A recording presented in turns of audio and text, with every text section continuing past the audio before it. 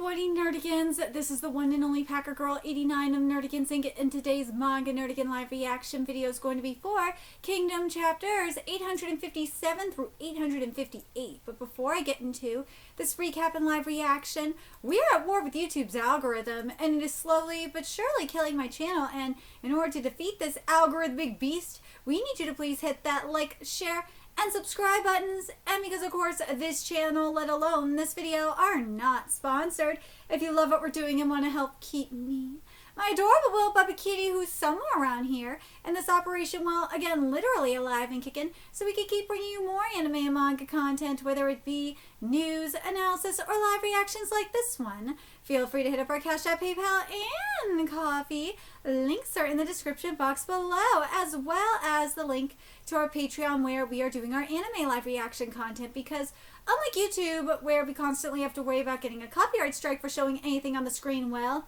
Patreon, we don't have to worry about that, so we can have our full setup of the anime and manga side by side and have the audio to boot, which is not only great for busting a botched localization or two, but it's great for when we cover anime original content like, say, Digimon Beat Break. And the more views and subscribers we get on Patreon, the more anime we'll cover.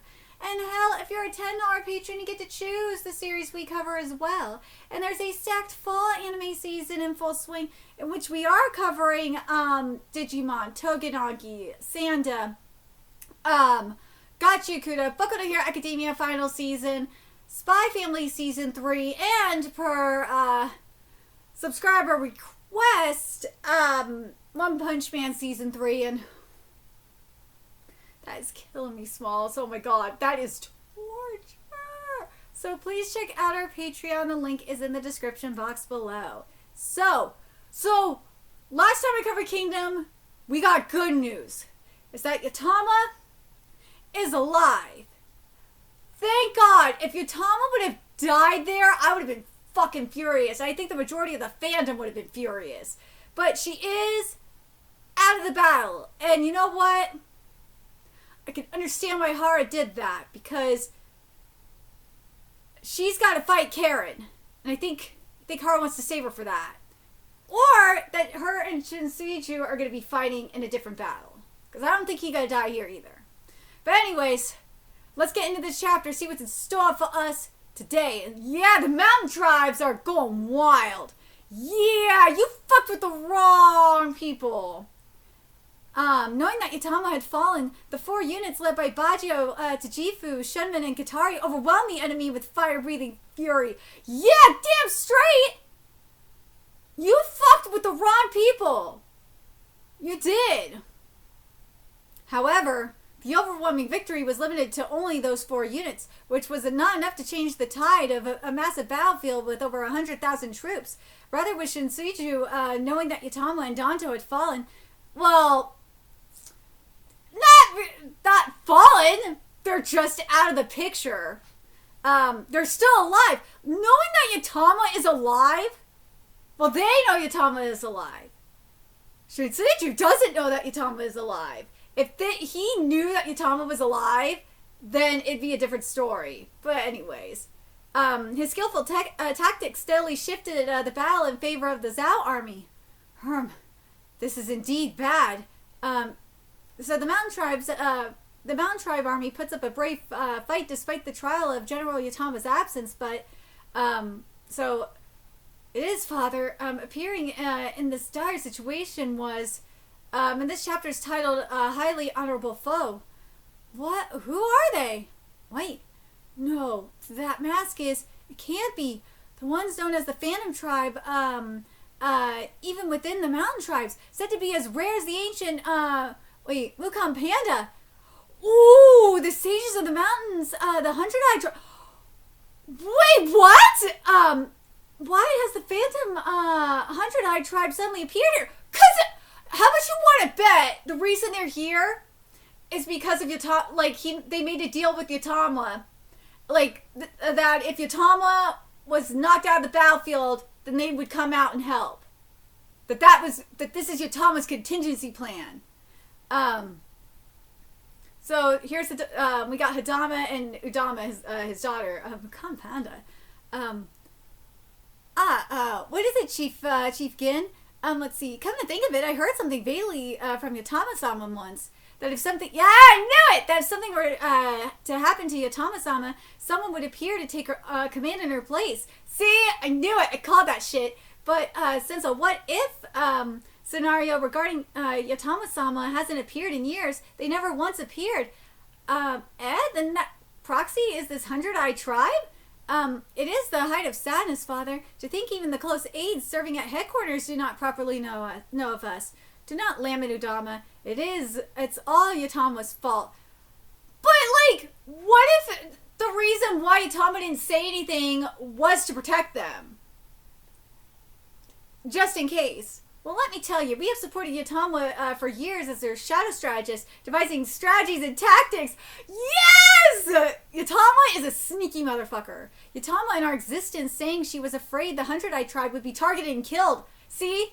It was to protect them. Because, imagine if, like, someone like Shinsuiju knew, and also, Riboku knew about the 100-eyed tribe, knew of their existence, they would try and hunt them down. So, it's for, like, not only the 100-eyed, for, you know, her closest aides' protection, but it's also for the 100-eyed tribe's protection, too. Yatama hid her existence saying she was afraid the 100-eyed tribe would be targeted and killed.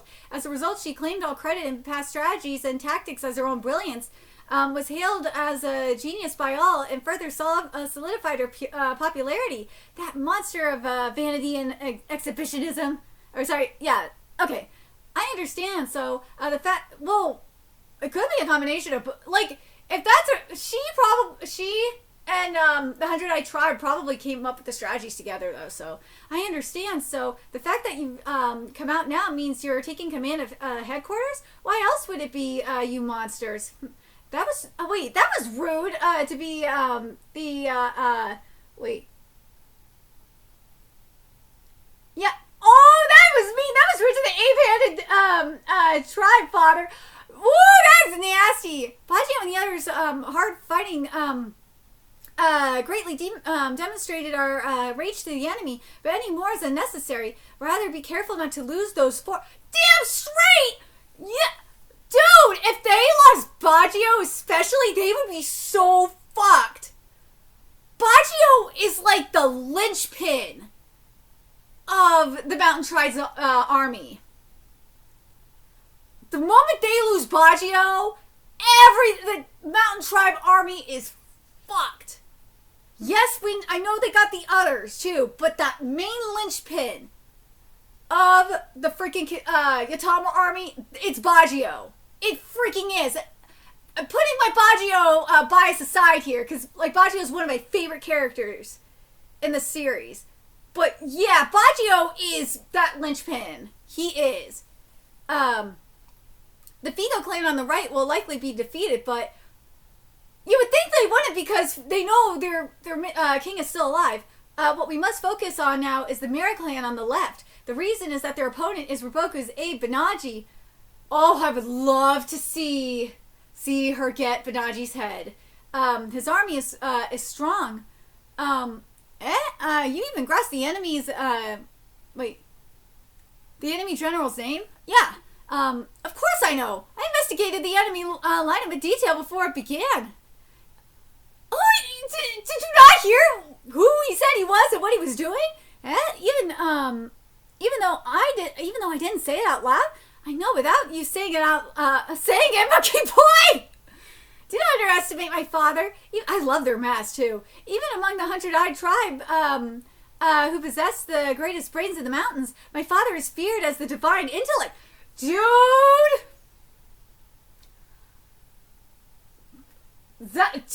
If he gets the kill on Shinsuiju, I will not be mad at that. I will not be mad at that. Like, part of me was, like, thinking, like, going into this chapter, that I would be pissed if Yutama didn't get the kill on Shinsuiju, but knowing who this motherfucker is now, like, his role, think about it, his role is similar to Shinsuiju, because Shinsuiju is that man in the shadows. And I will not be mad if this man here gets the kill on Shinsuju. I will fucking take it. I will take it, Hara.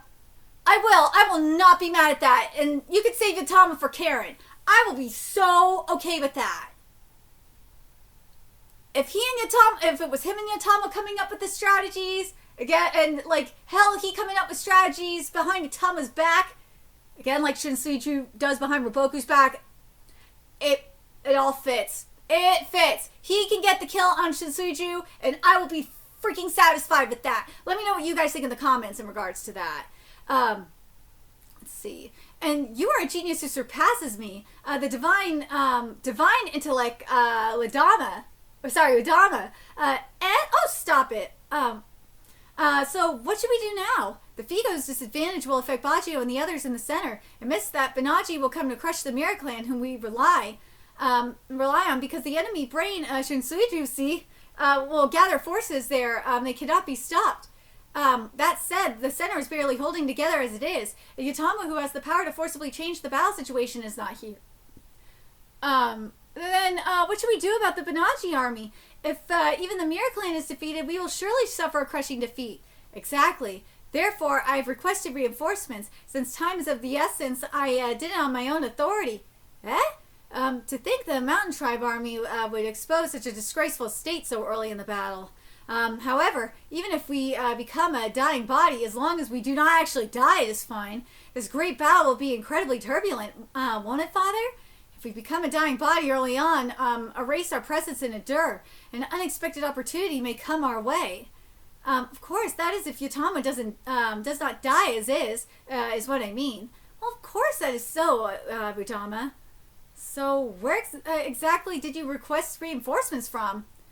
It is a stroke of luck amidst misfortune. The man with the most flexible mind in this Grand Coalition army.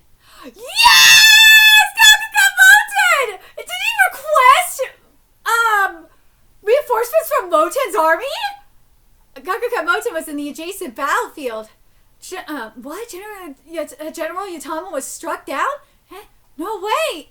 Impossible! Yutama is not dead, but the army will likely be pushed back significantly from here on. Therefore, I wish to request that the neighboring Moten army cross the mountain to the right with 10,000 reinforcements.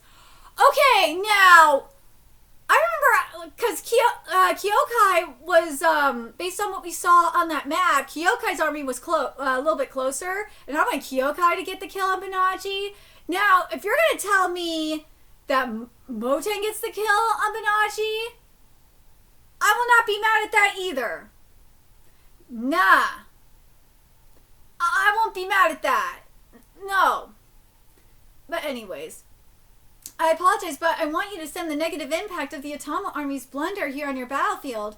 So this is the son of Adama of the 100-Eye tribe, Udama. But, as I said, if Adama gets the kill on Shinsuju specifically, I will not be mad. I will actually, I will be so satisfied with Adama getting the kill on Shinsuju, because Adama and Shinsuju are more alike than I think the majority of us even realize. Because they're both shadows, as I said, they're both shadows of their generals, of their respective generals. They're making moves behind the scenes. And in this case, they're going independent. I really, really hope that Yutama gets the kill on Shinsuju. I don't even fucking care if Yutama fights Shinsuju anymore. I want Hidama to get this kill. I need it. I want to see it. Because I think, in my mind anyway, because I'm still pissed on how Konki went out. Because that fight we had between Konki and Roboku was so good in terms of, remember, Roboku was, Konki was fighting Roboku from the darkness too, from the shadows. And we had, the unorthodox methods and all that. And I feel like this would be Shinsuju versus Hidama would be a clash of the unorthodox. A clash in the shadows. And I think it would just be so, so good. Oh, I need this. I need this in my life. But anyways, what, 10,000 so early in the battle? Stupid, that's impossible. Well, is General Yutama's life safe? Cannot say for sure. Right now, we are reading the flow of the battlefield on the assumption that she will survive. You're awfully fluent in the language of the plains. Well, because I'm because I'm a genius. It was the Hundred-Eyed Tribe that translated the plains language for Yutama. That's awesome! All right, I will send 12,000 troops to the right and revise how we fight here. Moten-sama? Originally, the Benaji army on the right was putting on pressure on us as well. By crossing blades, I'll bring them into my view. I'm in your debt, General Moten. It helps that you were... But where's the Saki clan? That's the thing. I think I even said it last chapter. Where's the Saki clan in all this? You could have the Saki clan literally save Yutama's life easily. Seriously. It helps that you are quick to understand. I will return to camp. Never forget the existence of the archer who shot Yutama and Danto, General Moten. I know. I'll send riders immediately to share this with all commanders. Tell the Yutama army's left wing to endure until our reinforcements arrive. Understood. Are you sure, Moten-sama? Even though we have more troops than the enemy here, 12,000 it can't be helped. Like that messenger said just now, if we don't firmly stop the impact here, it will create a distortion in the entire coalition army. But to think General Yutama would fall so suddenly... Seriously! Does this mean Roboku made his move by targeting the Yutama army, which is closest to the royal capital, hand in first? No! There's a reason why he targeted the Yutama army first. That could be part of it. But it's also because, remember, during the last battle, the last clash, the Yutama army was the only one holding their own. Everyone else was getting their ass whooped. But the Yutama army was not only holding their own, but remember what they said. They said they were pushing back. They could have defeated them. They could have whooped their sorry ass. They could have, if it wasn't for what was happening on the rest of the battlefield, they could have easily just wiped them out. That's what they were saying. And I'm just like, yeah, I can understand. Because if the Yutama army falls, everyone else, as you know, Moten is saying, it would cause a major distortion. Everyone else will be fucked if the Yutama army falls. Again, I'm putting my Yutama bias aside. I never expected to end up sending reinforcements to the Yutama army. Exactly! If anything, I was paying attention to the battlefield on the left, the Haishin unit, which has elements of uncertainty. About half the combat power in the Haishin unit sector is the former Han army. How is the situation with the Kyokai army in the battlefield to the north of Hoken? Huh? According to the scouts report, the Kyokai... Oh no! Kyokai army is being pushed back. However, that area originally has 20,000 Kyokai troops against 50,000 of Kisui's Zhao army. Considering the difference in troop numbers, it's only natural. The opponent is Kisui of the former Riken Castle, a solid general who is bold but never makes mistakes. The difference in military strength will likely be reflected directly in the battle situation. The only thing that could break this is the former Han forces that the Kyokai army is supposedly using, but Sensei unit is struggling. They are retreating. Denton unit as well. Nanchin unit is fighting well, but part of it has collapsed. The Gutsu unit is also requesting a second wave. Despite being a large army, they have no openings at all. That Bade army isn't showing its usual roughness either. They are extremely well trained. General, I think it's about time we rely on the power of the former Han army. Yeah. Pardon me. Wait, hey, General Kyokai, please forgive my rudeness in speaking directly, but I thought it was urgent. I am... Woo! Woo! I am, Rakusho, entrusted with the command of 20,000 troops by General Yoko to come to General Kyokai's aid. I wish to receive permission to divide our 20,000 men into two groups of 10,000 and join the battle as both wings to stop the enemy's momentum. Rakua, could it be? I heard from General Yoko. I'm grateful. I was thinking of having your army lend its strength a little later. No, it's no problem. That's awesome.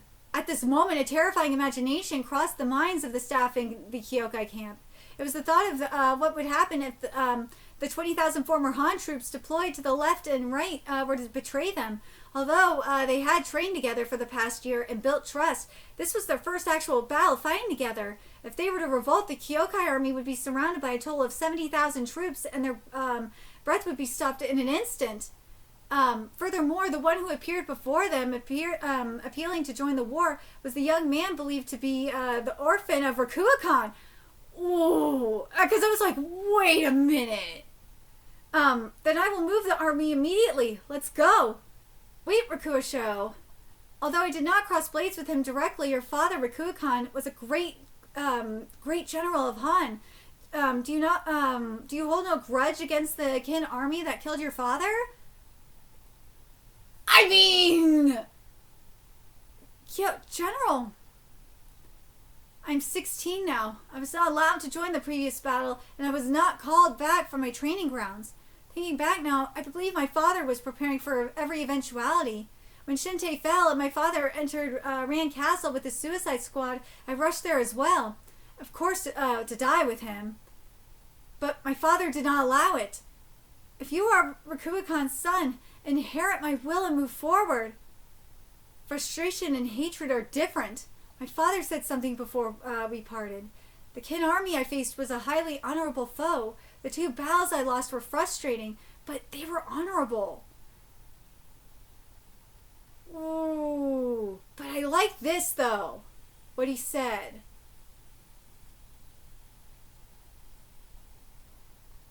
I like what he said.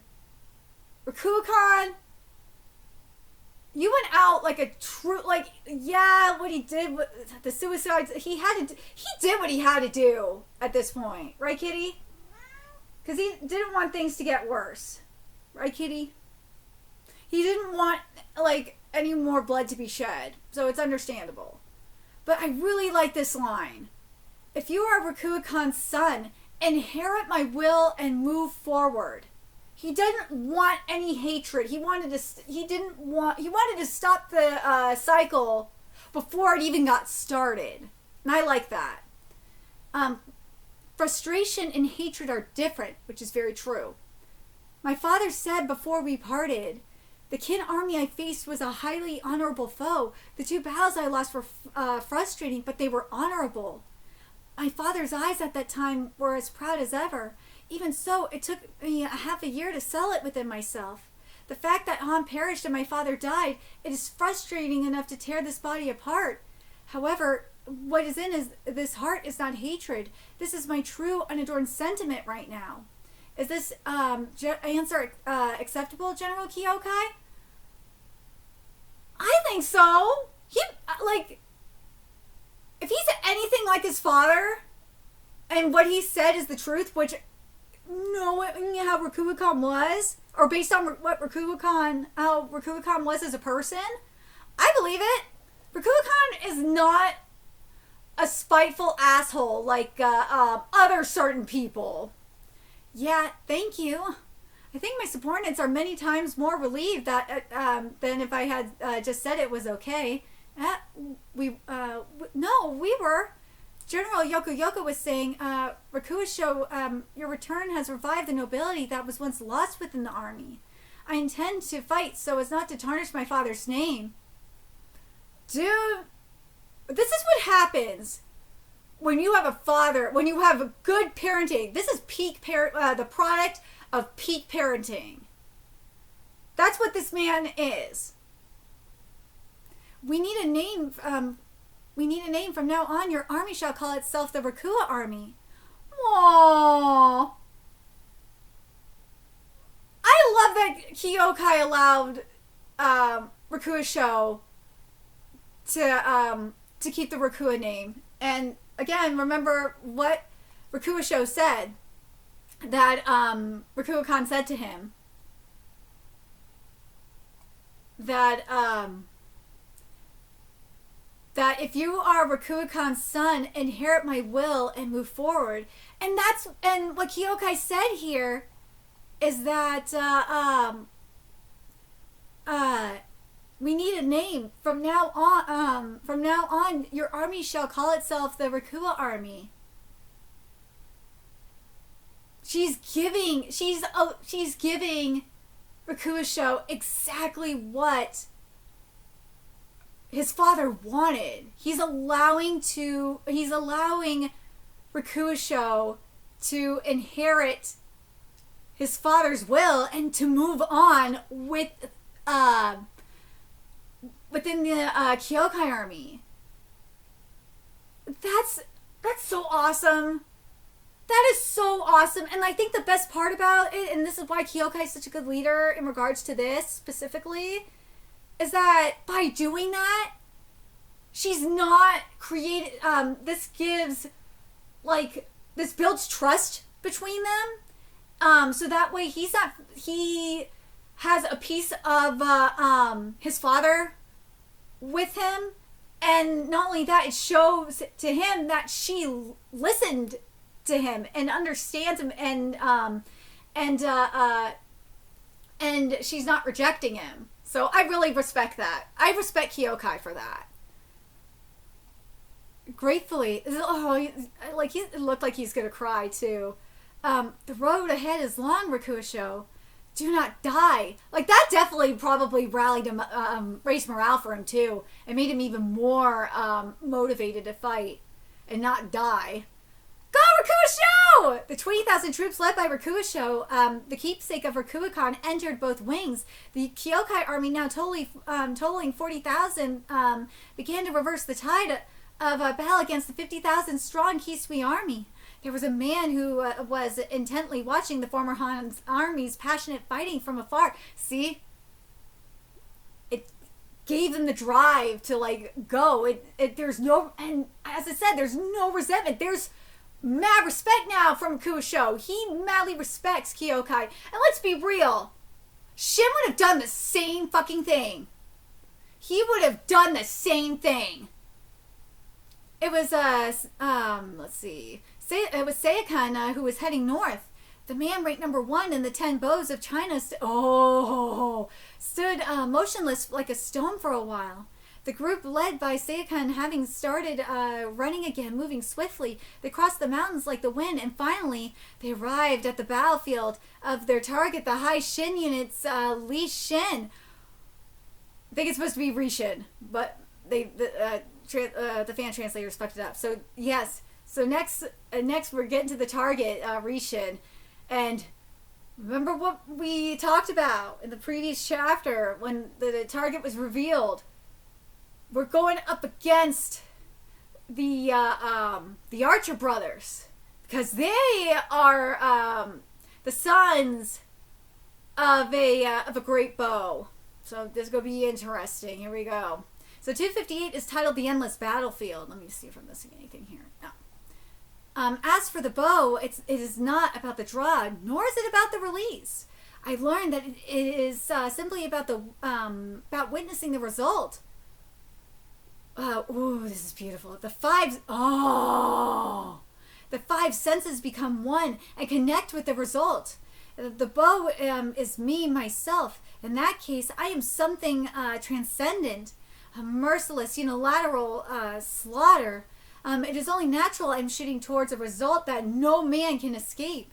On the battlefield, I shot countless numbers of people. And the first thing that comes to mind with this is if you've watched or read, because it is kind of based on a book, the American Sniper. Oh my god, that's what this is really making me think of, I'm not gonna lie. My allies rejoiced greatly and praised me, but the enemy keeps springing up again.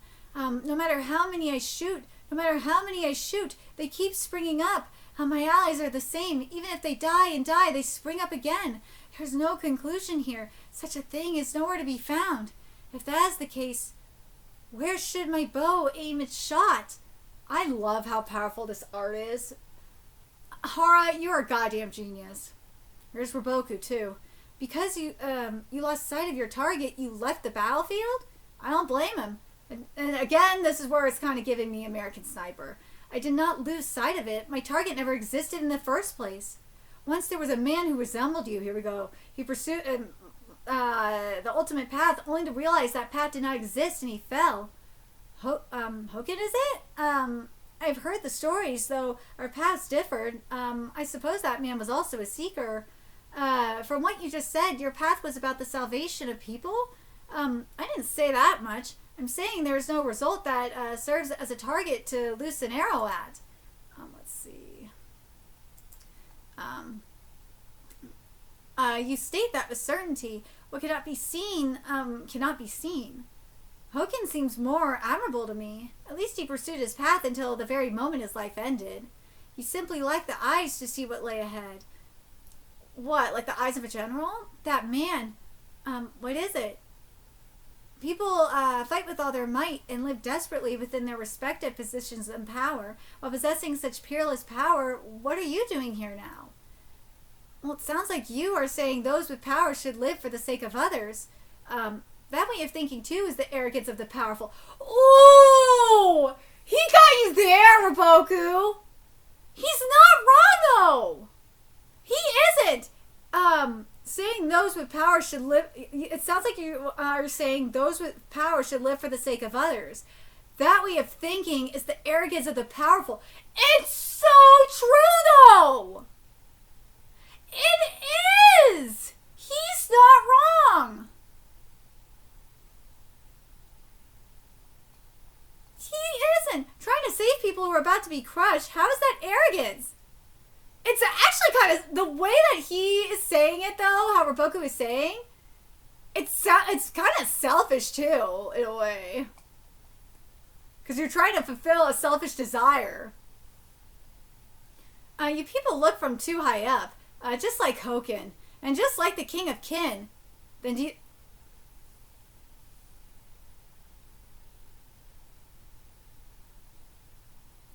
I think you just proved his point.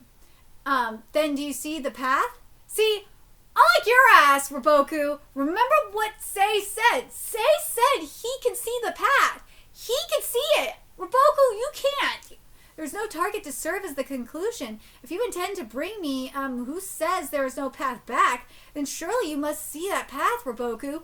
Unlike you, Raboku, Sei has a vision, which is, remember, uniting the states of China.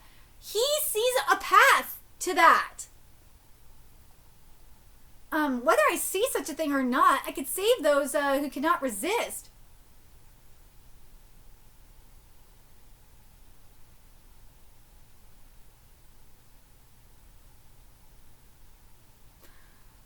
You just proved his point about your ass being arrogant!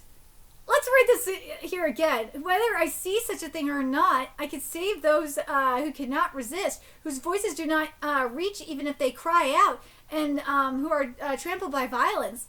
Can I take that answer as I do not see the path? Yes, but I'm not saying it does not exist. The utopia you are talking about, Raboku, does not exist. You just literally proved it by what you said. You said it. The path is definitely somewhere. Yeah, it is. It's the path is somewhat there. You can't see it, but, well, it is somewhere because Sei can see it. Your ass, the path that you want to take, you want to go blindly down a path, involves a lot of killing. Well, Sei involves a lot of killing too. But the way Sei wants to go about it is not so authoritarian. It's a little bit more democratic than anything else. However, it can never be seen from high places or from a distance. Well, Sei kind of is proving you wrong, but okay. That Kanki said that even I wasn't looking at the inside. Kanki is living rent free in your head, rent free, Raboku. And speaking of, that reflects in why Kanki kept beating your ass. Because remember, Raboku is extremely narrow-minded. And he is all about going by the book, the traditional war style, battle style. Kanki, he is outside the box. He just does whatever. He does whatever works for him. And Raboku wasn't looking at the... Kanki was just looking at the bigger picture. Same with Sei. Sei's looking at the bigger picture. Meanwhile, Roboku is just stuck, not thinking about anything else. The path is in the middle, by struggling, by writhing. We have no choice but to find it. No, that's a little bullshit! And again, because you are focusing on being, like, you are so narrow-minded and predictable, that's why Conky was able to whoop your ass! But the path is in the middle. By struggling, by writhing, we have no choice but to find it there. But the struggling and writhing is also beyond the middle path. If you go beyond the middle path, you get a broader perspective of the world. You do. And you end up finding the path. The path is long and windy. But, like, there's a reason why, I gotta bring this up. There's a reason why people, like, take Route 66 or across the United States, or a better example of this is people like taking Route 1 in California, because which is the scenic route, one of the best scenic routes in the country, because they like looking at the scenery. They like some people get really inspired by Route 1. It's just sometimes you gotta stop and smell the flowers, or stop and or smell the roses. Stop and look at, like, the world around you, because you never know what you may find. Roboku is just so narrow-minded that he doesn't think about anything else besides that. There, you will find it. We will find it together in the middle, with those who are desperate. Roboku, you just proved that you're desperate! That's why yes. This is why Conky whooped your ass! Conky went through, remember, Conky and Sei both went through the fucking ringer. They did! They fucking did! But and that does include being desperate at times. They were, like, they could have been, it was like they were in a really desolate and desperate situations. But they weren't in the middle, like the middle path that he's talking about. They had to think on their feet. Especially look at Conky. Conky was living his life as a bandit.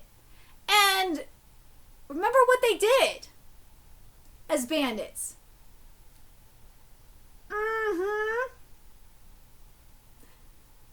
Yeah. They learned that the middle path sometimes is the most ignorant path.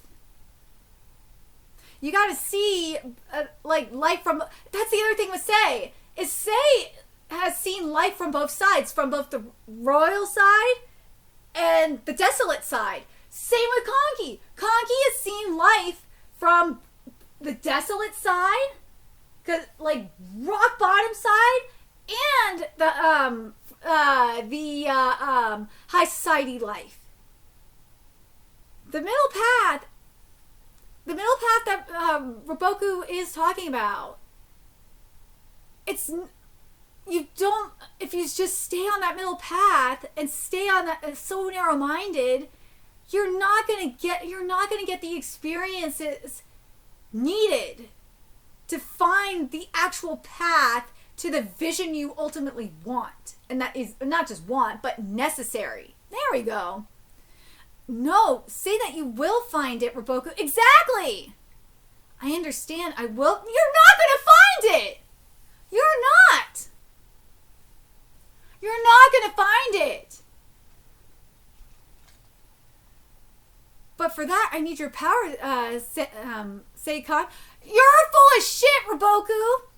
I will not ask you to shoot down great numbers like in the past. Just one quiver's worth of arrows is enough. If you shoot the enemy's big shots, we will handle the rest. We will shatter the worst path known as Kin's unification by force. How is that the worst path? Uniting the country, or uniting the states into one big country is the best path. This is the first step of our path. It is the target. You have a way with words, but my arrows are merciless against those desperate ones in the middle.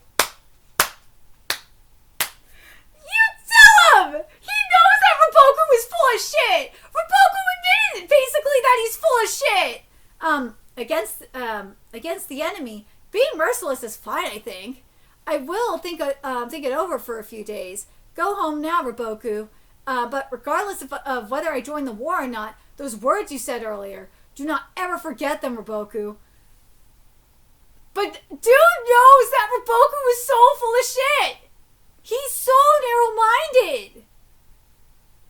This is why being that narrow-minded is just, it's so bad. It's so bad to be narrow-minded like that. Lately, when I concentrate my ki and stand ready with my bow, there are times when I hear something like the voice of the earth. Is Roboku Donu the one who guides us to the path, Father? Who can say? I am happy. For the first time, I could see the figure of Seikan, the first of the 10 bows. Getting involved in war means I may not return. I understand. I leave the house in your hands, Eri. Leave it to me. Please, Father, may fortune be with you in battle.